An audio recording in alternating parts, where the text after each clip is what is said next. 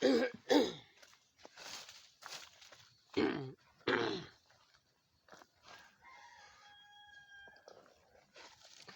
ยสบายดีพี่น้อง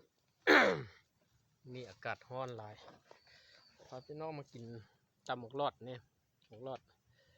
ตำส้มมีผักกับผักแก้มสะอมหรือว่าผักคะเนี่ยกับเผาอ่อนมาไว้กินน้ำมันยำเผ็ดน้ำอ้อยนี่นะอ้อยลิ้น มาตำแล้วกินส้มน้ำกันพี่น้องมาทางกกทางหักเลยนี่ก็มากโอ้ย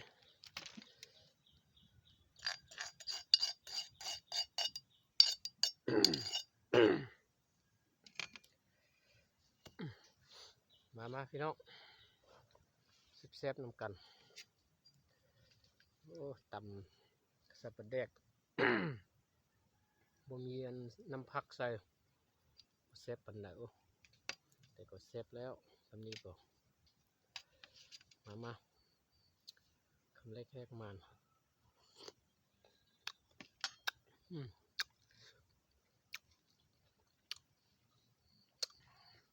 กับ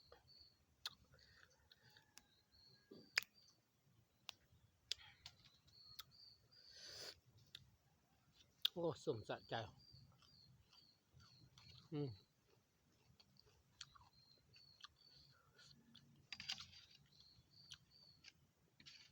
อืมอื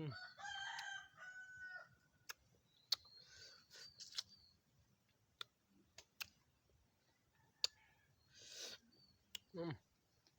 สมขนาดเลยตาแจ้งจังปางเลยพี่น้อง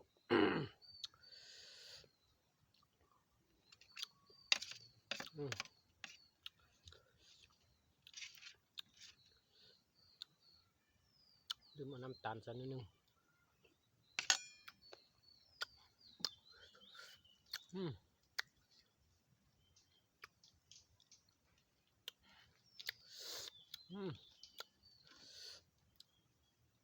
สมคักขนาด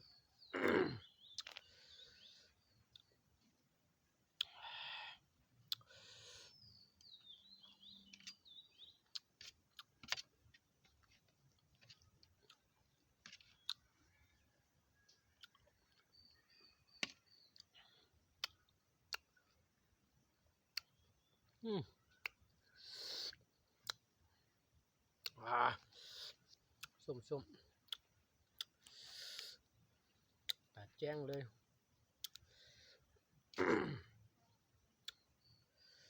โอ้ย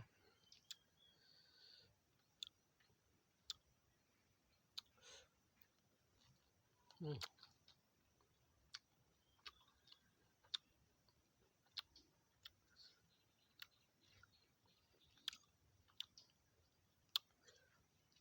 ื้อนั้นตำใส่น้ำผักแซ่บโอ้เนาะ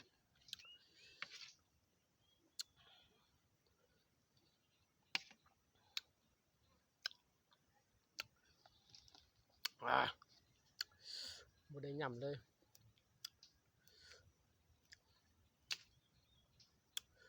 กลืนเลย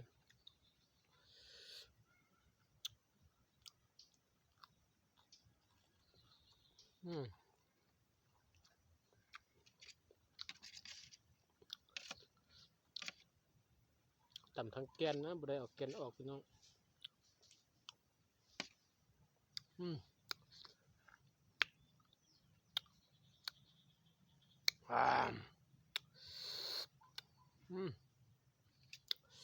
หายง่วงหายอยากนอนเลย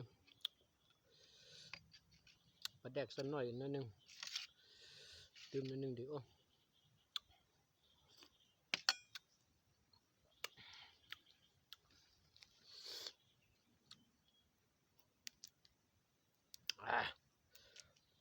มันรอดอยู่ทางหลังนี่นึงเป็นก้อนพี่น้อง ก้อนที่ก้อนว่า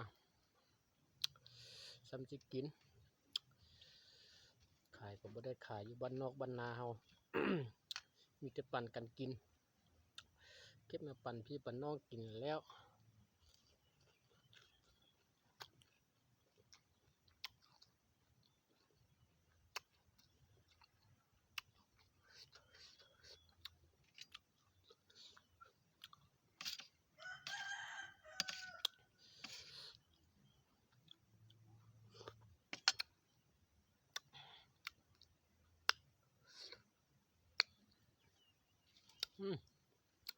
ต้นมะพร้าวเนี่ยน้ำอ้อยนี่ใส่ไว้กินกันอยากกินน้ำ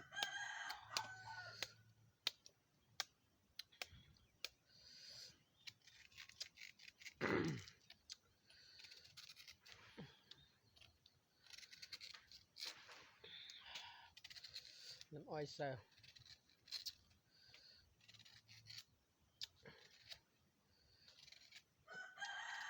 โอ้ยโอ้ยน้ำมันเข้าตาหมดพี่น้องโอ้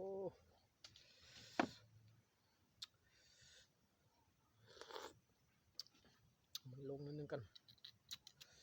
โอ้ยเข้าตาหมดว่ะ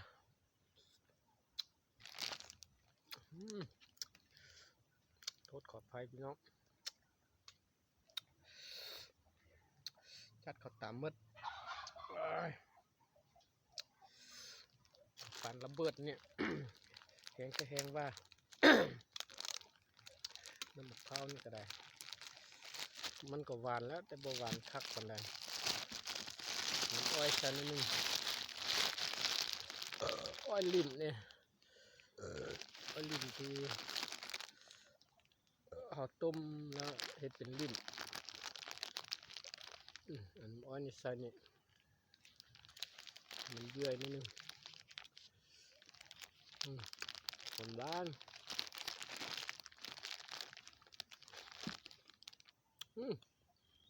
ล้นพี่น้อง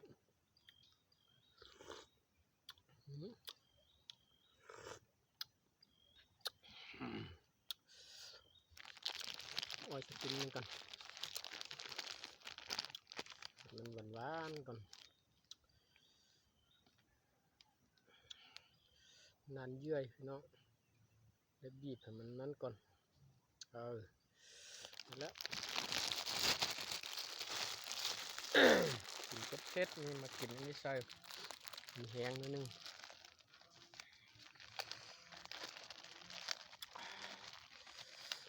โอ้สุ่ม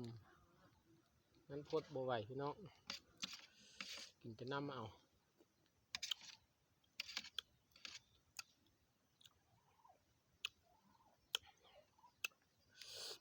ต้นบ่ไหว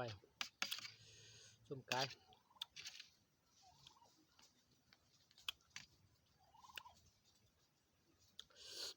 ไก่งวงกินมาเตะทางหลังไปแล้วงวงฟูมาเตะเด้อ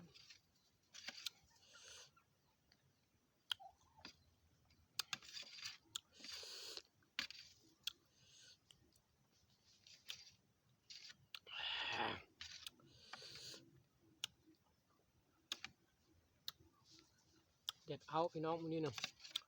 ฮ้อนอบเอา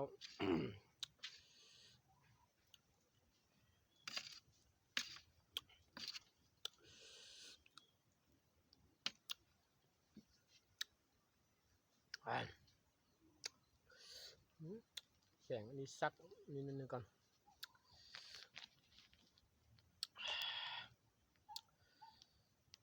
ซักเห็ดน้ำมันออกนึงกัน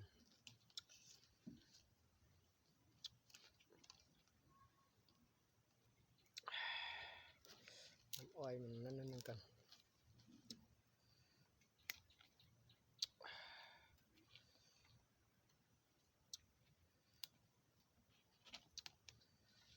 พอแล้วนี่ก็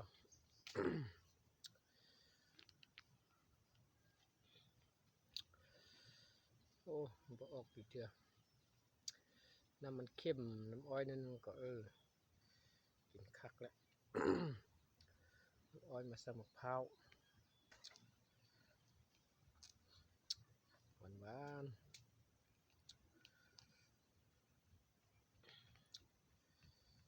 อ้อยมันเยื่อยนิดนึงก่อนพี่น้องอ้อยเยื่อนี่เซฟแหละ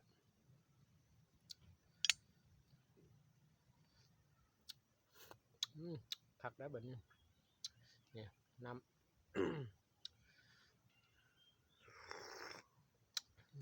โอ้ครับ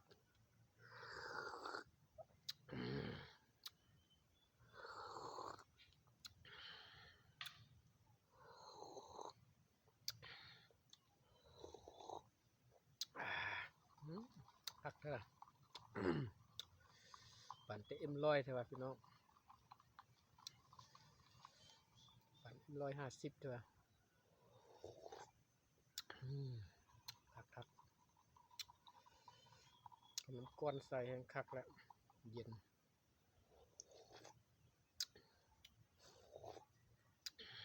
โอ้เยื่อยปันใด